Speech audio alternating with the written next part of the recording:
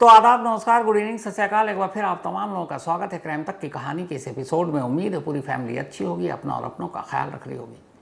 19 साल का एक लड़का जो 12th में 90% मार्क्स के साथ पास होता है, 21 अप्रैल की रात अपने ही शहर में अपने ही दोस्त की बीवी के साथ ज़बरदस्ती करता है। फिर वो शहर से भागता और दिल्ली आता है। सुबह सुबह दिल्ली में वो एक IRS अफसर के घर में घुसता है, फिर उनकी बेटी के साथ ज़बरदस्ती करता है और फिर उसका कत्ल कर देता है। इसके बाद वो उसी दिल्ली के एक होटल में जाकर छुप जाता है। अपना फ़ोन भी इस्तेमाल नहीं कर रहा है, ना नॉर्मल कॉल कर रहा है, लेकिन इस होटल में जहाँ वो छुपा था बस एक वाईफाई का यूज़ किया और उसकी लोकेशन पता चल गई और फिर वो पकड़ा गया। रात से सुबह तक 2 लोगों के साथ रेप और एक मर्डर, ये सब कुछ उसने सिर्फ 9 घंटे के अंदर किया। और इन सब के पीछे वजह एक खेल। दिल्ली के अमर कॉलोनी में IRS अफसर, सीनियर IR अफसर हैं जो इस वक्त कस्टम में पोस्टेड हैं, और उनकी 22 साल की बेटी जिसने बीटेक किया और UPSC की तैयारी कर ली है और 12th के एग्ज़ाम में वो ऑल इंडिया CBSE बोर्ड में उसकी गिनती टॉपर्स में थी। बेहद तेज़ पढ़ने लिखने में, और शायद उसे करीब से जानने वाले ये मानते हैं कि वो UPSC भी क्लियर कर लेती। लेकिन एक सनकी लड़के और एक अजीब लत ने 22 साल की इस लड़की की ज़िंदगी की डोर वक्त से पहले काट दी। पूरी कहानी या क्रोनोलॉजी कुछ यूं है कि राहुल नाम है इस लड़के का, उम्र सिर्फ 19 साल है। अभी कुछ वक्त पहले उसने 12th का एग्ज़ाम पास किया। 12वीं तक वो पढ़ाई में बहुत बेहतरीन था। उसके इलाके में लोग उसे मानते थे कि ये कुछ बनेगा। लेकिन 12th का एग्ज़ाम जब दिया, उसके बाद रिज़ल्ट आया, उसे एक चीज़ की लत लग गई और वो थी ऑनलाइन गेमिंग। वो ऑनलाइन लूडो खेला करता था, हारता जीतता, हारता जीतता। अभी हाल में उसने 5 लाख रुपए जीते।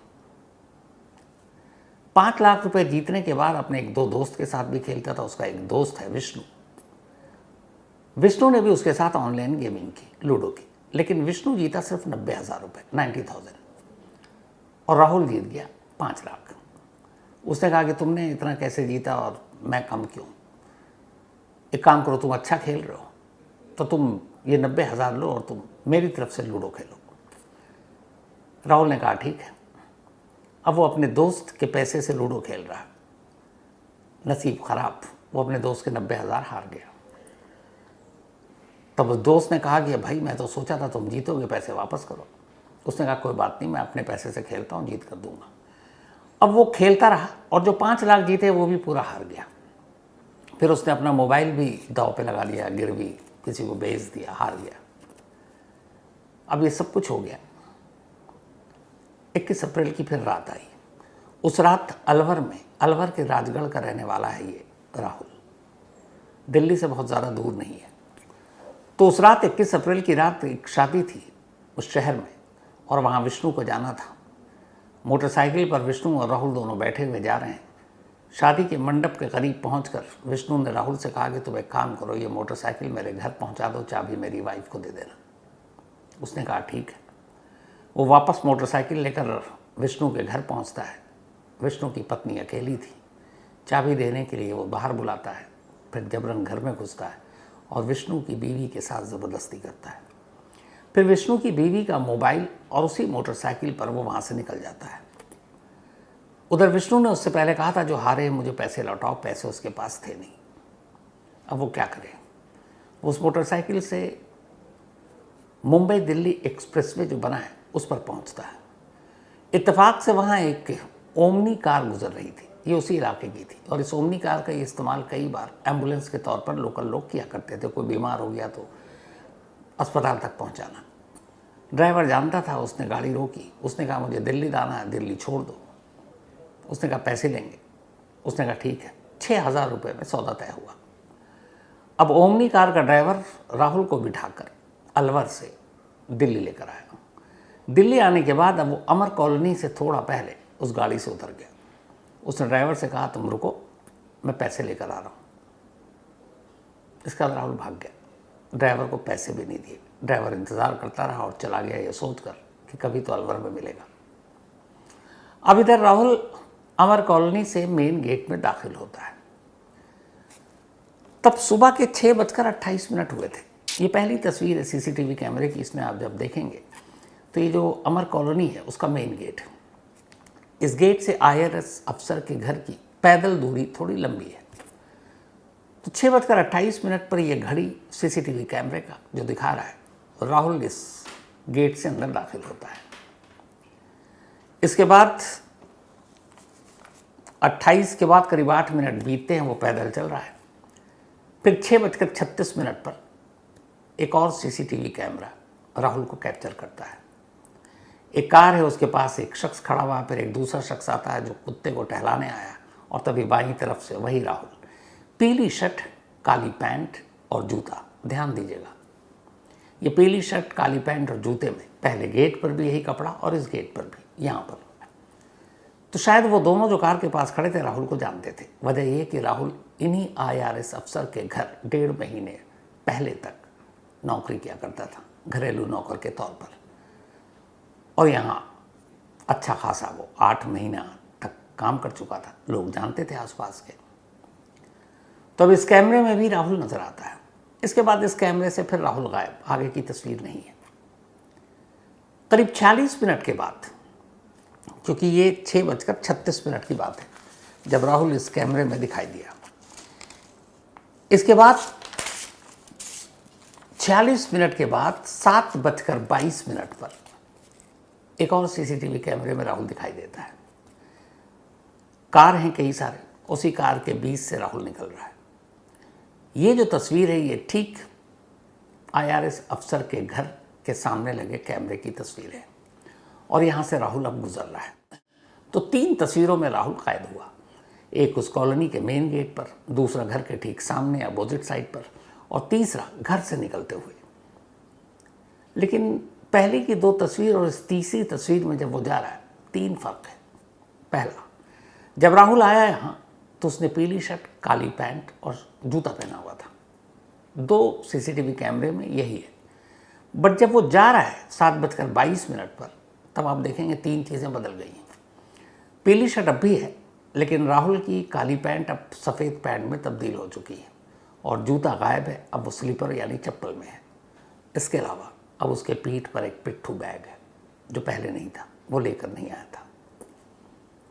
और फिर यहाँ से राहुल निकल जाता है। अब सवाल ये है कि इन 46 मिनट में 46 मिनट राहुल जब आईआरएस अफसर के घर गया तो हुआ क्या? चूंकि राहुल यहाँ काम कर चुका था, उसे पता था इस घर में 3 लोग रहते हैं, खुद आईआरएस अफसर, उनकी वाइफ और 22 साल की उनकी बेटी। इस घर के सारे रूटीन से वो वाकिफ था। उसे मालूम था कि डेली सुबह 6 बजे हस्बैंड और वाइफ दोनों जिम जाते हैं और करीब 7:30 बजे लौट कर आते हैं 1.5 घंटे बाद। यही उनका रूटीन है, 7:25 7:30 के बीच में। ये भी था कि कई बार उनकी बेटी भी जाती है साथ में, या वॉक करने जाती है। इस घर में 2 नौकर काम करते थे जब राहुल था तब भी। एक सुबह 8 बजे आता था और दूसरा 10 बजे। जब हस्बैंड वाइफ जिम चले जाते या फिर घर में और भी कोई अकेला होता, तो इन नौकरों के लिए चाबी जो है घर के दरवाजे के बाहर एक ख़ास जगह पर रखी होती। बहुत सारे लोग ऐसा करते हैं, कुछ गमले के नीचे रख देते हैं, कुछ कारपेट के नीचे रख देते हैं। एक ऐसी जगह जहाँ सिर्फ कुछ लोगों को मालूम है ये चाबी कहाँ है, दरवाज़ा खोलो अंदर आ जाओ। तो इन आईआरएस अफसर के घर के दरवाजे की चाबी भी बाहर एक खास जगह रखी होती थी जहाँ नौकरों को पता था, और ये राहुल को भी पता था। अलवर में जब लूडो में वो हारा और विष्णु ने अपने पैसे मांगे, जिसकी वाइफ के साथ बात में उसने ज़बरदस्ती की, तब उसे लगा कि विष्णु को पैसे तो देने पड़ेंगे क्योंकि हमारा घर यहीं है, यहाँ से जाएंगे कहाँ, पर पैसे लाए कहाँ से। तभी उसे ख्याल आया कि जिन आईआरएस अफसर के घर पे वो काम किया करता था 1.5 महीने पहले जहाँ से हटा था, वहाँ अक्सर कैश होता है, 2-2.5 लाख रुपए तो आराम से मिल जाएंगे, प्लस जेवर होते हैं। और उसे ये भी मालूम था घर में दाखिल होने के लिए चाबी कहाँ होती है। ये भी पता था कि घर के मेंबर कितने बजे घर के बाहर जाते हैं, नौकर कितने बजे घर के अंदर आता है। उसे ये अंदाज़ा था कि शायद आईआरएस अफसर की बेटी भी सुबह जिम गई होगी। बस यही सोचकर वो 21 अप्रैल को एक अपने ही दोस्त की बीवी के साथ ज़बरदस्ती करने के बाद भागकर अमर कॉलोनी आता है ताकि वो उस घर से पैसे लूटे और अपने दोस्त को भी दे दे। इसके बाद वो अमर कॉलोनी में दाखिल होता है, सीधे ऊपर जाता है, चाबी उठाता है, चाबी वहीं थी, घर में कोई था नहीं, हस्बैंड वाइफ जिम में, नौकर के आने का वक्त 8 बजे के बाद है। और उस वक्त जब वो घर में दाखिल हुआ तब 6:36 से लेकर 6:39 का वक्त था, यानी अभी करीब सवा घंटे बाकी थे बाकी लोगों के आने में, और इतना वक्त उसके लिए काफ़ी था। लेकिन चाबी खोलकर जब वो अंदर गया तो देखा कि IRS अफसर की बिटिया घर में मौजूद है। उसे उम्मीद नहीं थी। अब वो क्यों थी? उस दिन UPSC की तैयारी कर रही है। मम्मी पापा ने उससे कहा कि तुम आज सुबह उठो और सुबह उठकर पढ़ो जल्दी, सुबह पढ़ने से बहुत फ़ायदा होता है। और इत्तेफाक से 22 अप्रैल की वो पहली सुबह थी जब माँ बाप ने कहा था कि तुम सुबह से अब उठकर पढ़ा करो। इससे पहले वो सुबह उठकर नहीं पढ़ती थी। अब इसे क्या कहेंगे? और इसीलिए वो घर पर थी। जब देखा कि वो घर पर है तब राहुल घबरा गया, क्योंकि उसे पता था कि वो देख चुकी है, 1.5 महीने पहले उसे उसी घर से निकाला जा चुका है, क्योंकि वो चोरी किया था। लूडो खेलने की लत की वजह से आसपास के दुकानदारों से वो उधार लेता था और फिर पैसे नहीं लौटाता तो दुकानदार IRS अफसर और उनकी पत्नी से शिकायत करते। बार बार की शिकायत से तंग आकर 1.5 महीने पहले इन लोगों ने राहुल को नौकरी से निकाल दिया। अब बेटी सामने थी। राहुल घबरा गया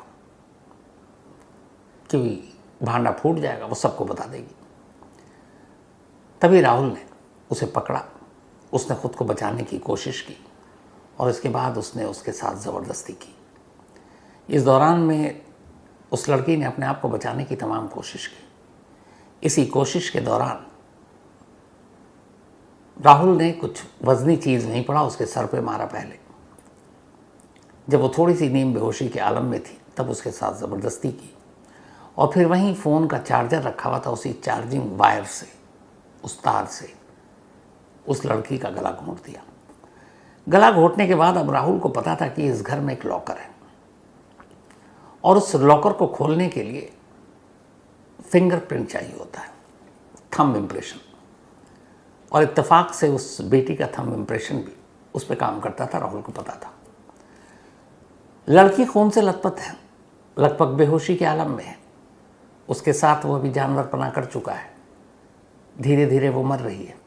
उस आलम में भी राहुल उस लड़की को उठाता है, घसीटता हुआ उस लॉकर के करीब ले जाता है, उसका अंगूठा पकड़ता है और फिर उस थंब इम्प्रेशन लेने के लिए वहाँ पर लगाता है उस लॉकर के बाहर। लेकिन शायद ब्लड या किसी और वजह से वो खुलता नहीं है, उसका थंब इम्प्रेशन काम नहीं किया लड़की का। तब उसे वापस ज़मीन पर छोड़ता है, फिर किसी और चीज़ से वो उस लॉकर को तोड़ता है। अंदर करीब 2 से 2.5 लाख रुपए कैश थे, कुछ जेवर थे, वो उसे उठाता है। बट इन सारी चीज़ों के दौरान गुत्थम गुत्थी और कत्ल करते हुए राहुल के पैंट पर खून के निशान लग जाते हैं और जूते पर भी खून के बहुत सारे धब्बे लग गए। उसे लगा कि इस खूनी पैंट या खून लगे हुए निशान के पैंट और जूतों के साथ बाहर निकलेगा तो लोगों को शक होगा, इसलिए उस घर में चूँकि वो रहता था उसे पता था कपड़े कहाँ होते हैं। उसने IRS अफसर का ही एक पैंट निकाला, उसे पहना और उसी घर में एक स्लीपर पड़ा हुआ था, उस स्लीपर को पहना, अपनी पैंट और जूते वहीं छोड़ा और फिर उसी घर में रखा हुआ एक पिट्ठू बैग उठाया, उसमें लूट के सारे पैसे जेवर डाले और वहाँ से निकल गया। उसके जाने के करीब घंटा भर बाद 7:22 पे वो निकला है, बल्कि आधे घंटे बाद। अब यहाँ हस्बैंड वाइफ दोनों घर लौटते हैं। घर लौटते हैं, दरवाज़ा बंद था, चाबी से खोलते हैं। अंदर जाते ही जो मंजर देखते हैं उनकी चीखें निकल जाती हैं। उनकी बेटी खून से लथपथ फर्श पर पड़ी हुई थी। फ़ौरन दोनों उसे लेकर अस्पताल जाते हैं, पर तब तक उसकी मौत हो चुकी थी। इसके बाद पुलिस को खबर दी जाती है, एक IRS अफसर की बेटी का कत्ल हुआ था। फ़ौरन पुलिस की टीम मौके पर थी, डॉग स्क्वाड से लेकर सब कुछ। चूँकि ये इलाका एक पॉश एरिया है, आसपास में हर जगह CCTV कैमरे हैं, पुलिस को बहुत ज़्यादा मशक्क़त नहीं करनी पड़ी कातिल का चेहरा या नाम जानने के लिए। क्योंकि जैसे ही घर के आसपास के सीसीटीवी कैमरों को खंगाला गया, हस्बैंड वाइफ 6 बजे निकले थे, 6 से 7:30, 7:30 वो लौट आए थे, सिर्फ 1.5 घंटे के विजुअल देखने थे। 1.5 घंटे के विजुअल कॉलोनी के गेट से लेकर घर के सामने तक 3 कैमरों ने आधे घंटे में सच उगल दिया। जैसे उस कैमरे में पीली शर्ट काली पैंट वाला ये लड़का दिखाई दिया, IRS अफसर और उनकी पत्नी पहचान गई, बोली ये राहुल है, हमारे घर का एक सर्वेंट जिसे हमने 1.5 महीने पहले निकाला था। अब 1.5 महीने पहले निकाला जा चुका वो यहाँ सुबह सुबह क्या कर रहा है, सीधे सीधे शक राहुल पर। फिर कुछ चश्मदीद थे जिनसे साथ वो बात कर रहा था, उन्होंने ही बताया कि वो सुबह आया था। अब घर वालों को पता था राहुल कहाँ रहता है। अलवर में एक राजगढ़ जगह है, वहीं का रहने वाला। दिल्ली पुलिस के पास अब अलवर का पता, उसके घर का ठिकाना सब मालूम। दिल्ली पुलिस की एक टीम फ़ौरन अलवर के लिए रवाना हो जाती है। जो राहुल का मोबाइल था वो स्विच ऑफ था, जो नंबर घर पे पहले दिया था। अलवर जाने के बाद पता चला कि अलवर पुलिस पहले ही राहुल को तलाश रही।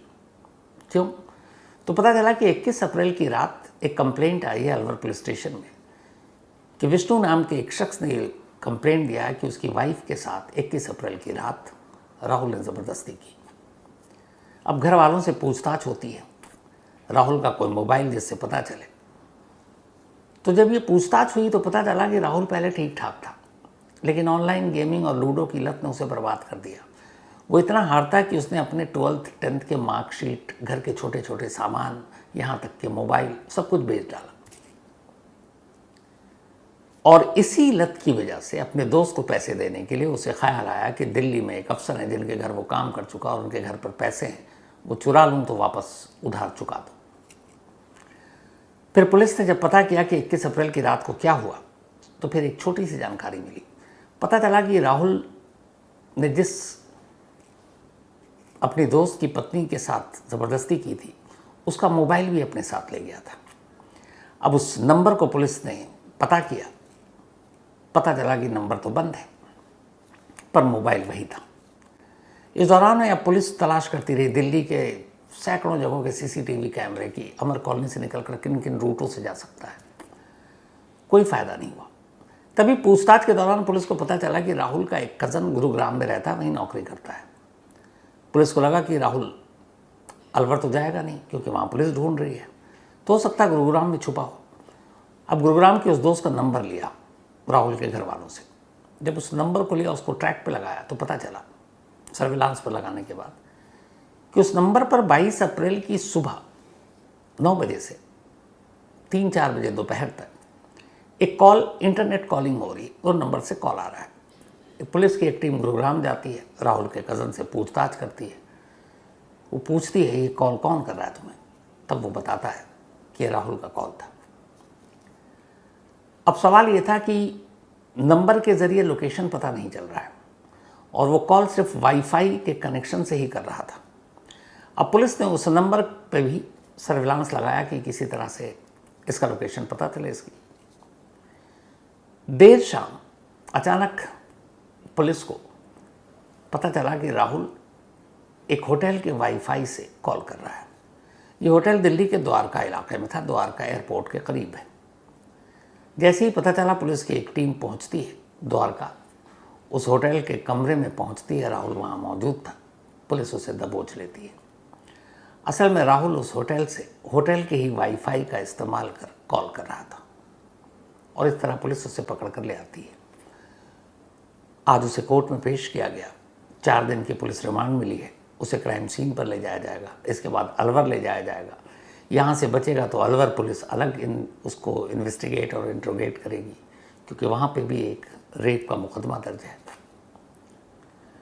19 साल का एक लड़का, सोचिए, जो भी 12वीं तक ब्रिलियंट स्टूडेंट, एक गेम की लत ने उसे बर्बाद कर दिया। और अब जाहिर सी बात है कि उसकी पूरी ज़िंदगी शायद सलाखों के पीछे कटे, या हो सकता है सजाए मौत भी मिले, क्योंकि ये ब्रूटल मर्डर एंड रेप है। तो कई बार जल्द पैसे कमाने, जुए की लत, ऑनलाइन गेमिंग की लत, पता नहीं इंसान को क्या से क्या बना देती है। कुछ पेशेवर क्रिमिनल होते हैं और कुछ इन चीज़ों से क्रिमिनल बन जाते हैं। यही इस कहानी का सबक है। तो आज की इस कहानी में इतना ही। अब आपसे मुलाकात होगी कल रात 9 बजे किसी नई कहानी के साथ। तब तक अपना और अपनों का ख्याल रखिएगा। Thank you very much.